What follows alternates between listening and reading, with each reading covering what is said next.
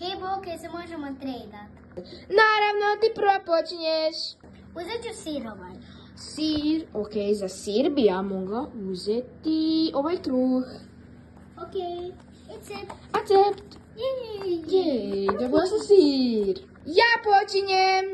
Šta bi mogla sada uzeti ja? Ovaj dumpling. Evo ga, ovaj mali dumpling. Ovo je džinski.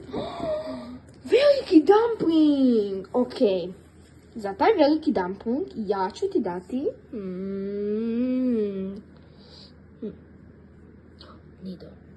Nido. Unido. Yes. Jej! Ja volim. Dobila sam veliki! Nido i ovaj tu dumpling. Yeah. Ti počinješ! Ja ću uzeti ovaj sladoled. Ok, za taj sladoled ja ću tebi dati sladoled! Yes. Jej!